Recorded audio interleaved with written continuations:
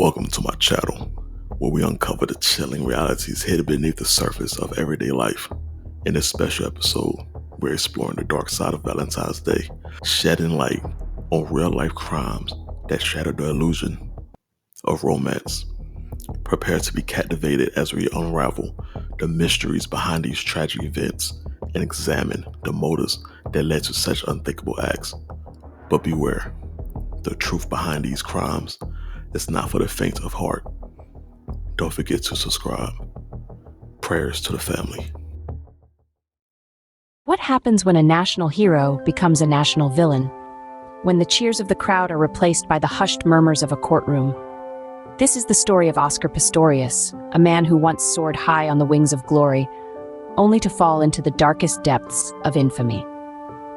Picture a young boy born in Johannesburg, South Africa in the late 80s. A boy with a condition so rare, it affects only 1 in 10,000 births.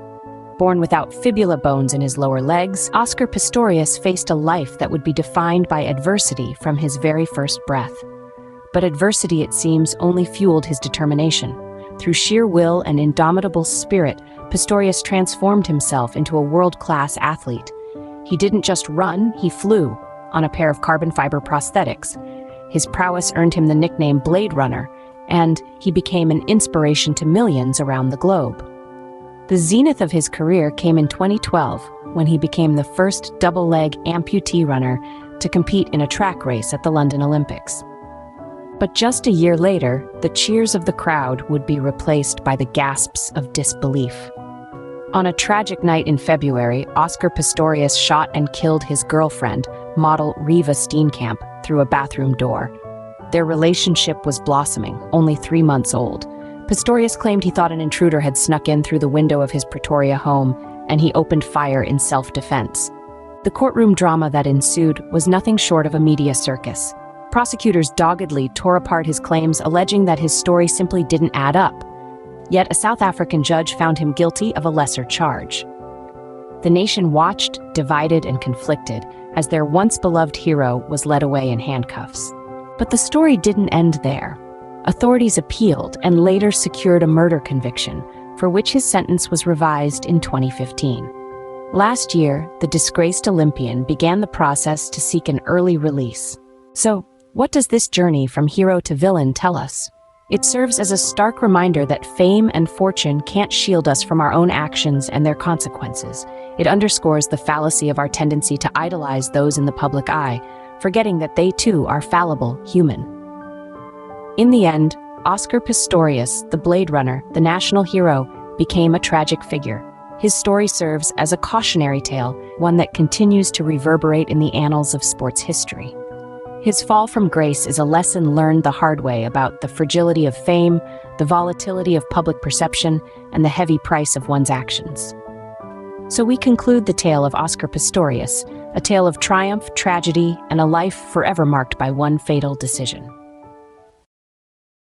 In the heart of Oklahoma City, a Valentine's Day that began with the exchange of cards ended in a gruesome discovery.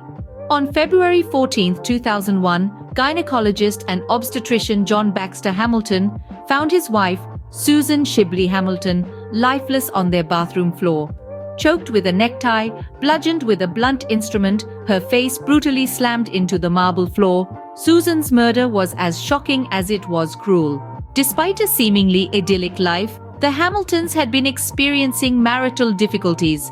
Their relationship was strained, the tension palpable.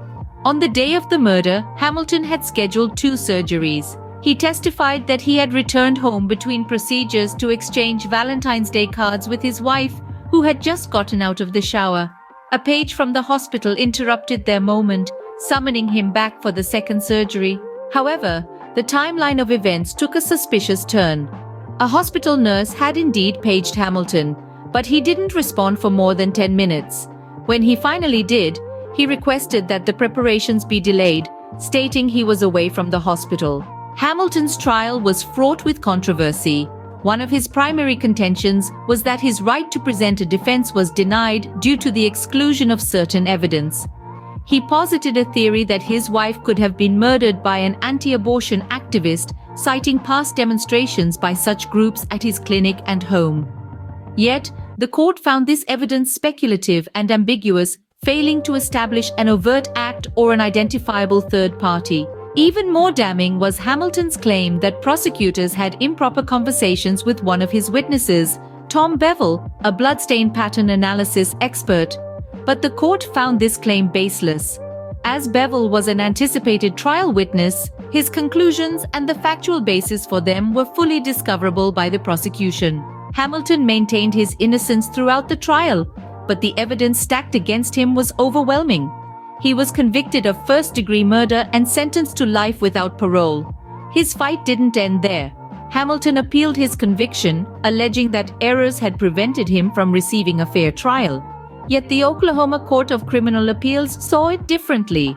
They rejected his allegations, standing by the original conviction. Hamilton's story is a chilling reminder that not all is as it seems. A respected physician by day, a convicted murderer by night. Despite his attempts to overturn his conviction, the court's decision remains. Hamilton's life sentence stands as a stark testament to the brutality of his crime. This is the story of John Baxter Hamilton, a story of love, betrayal, and a murder that shook Oklahoma City to its core. In the whispers of the past around Valentine's Day of 1971, a chilling tale of abduction, torture, and murder emerged that continues to confound authorities to this day. A young couple, brimming with promise and dreams for the future, met a fate too gruesome to conceive. Jesse McBain, a popular, athletic, and intelligent young man of just 19 years, was a student at North Carolina State University. His peers even voted him as most likely to succeed. His fiancée, Patricia Mann, was his high school sweetheart and a diligent nursing student of 20 years. Their lives were abruptly and tragically cut short, leaving behind a mystery that has stumped investigators for nearly half a century. On February 12, 1971, McBain accompanied Mann to a Valentine's Day dance at Watts Hospital in Durham. After the dance, the couple ventured to a secluded area on Wayside Place for some time alone. The following day, a friend discovered McBain's car, locked and suspiciously wiped clean of fingerprints. 2 weeks later, their lifeless bodies were found several miles away. A surveyor, conducting work in a wooded area that is now part of Duke Forest, stumbled upon the grim sight. The bodies were partially hidden under a layer of leaves and debris. The couple appeared to have been strangled multiple times in a slow, torturous manner, their shoes caked in mud and indicators of their desperate struggle evident in the scene around them. They were also stabbed repeatedly in a horrifying display of violence. The case has seen the involvement of multiple law enforcement agencies over the years, yet no arrest has ever been made. The chilling mystery seemed destined to remain unsolved until in 2011, a discarded box of evidence was found. This discovery led to the case being reopened and a renewed push to solve the decades-old crime. Despite the challenges of developing new information from old evidence, the investigators remain undeterred. The case has even caught the attention of a podcasting duo, a writer and filmmaker, and a journalist who have been conducting their own investigations for the past year and a half. They have identified a potential suspect, a doctor who was working at Watts Hospital at the time of the murders. The suspect, who is still alive today, has been approached by investigators and asked to provide a DNA sample. His attorney swiftly responded, stating his client's refusal. Despite this setback, the investigators remain hopeful. They believe that, with the evidence at hand and the relentless pursuit of justice, the truth will eventually be revealed. This unsolved mystery, a grim tale of abduction, torture, and murder, serves as a stark reminder of the darkness that can lurk in the shadows of our world. It's a testament to the unwavering determination of those seeking justice, relentlessly pursuing the truth in the face of adversity. Through the murky waters of time and the complex web of evidence, the mystery of the young couple's abduction and murder remains, a haunting specter of the past. But as the investigation continues, there is hope that one day the truth will finally come to light.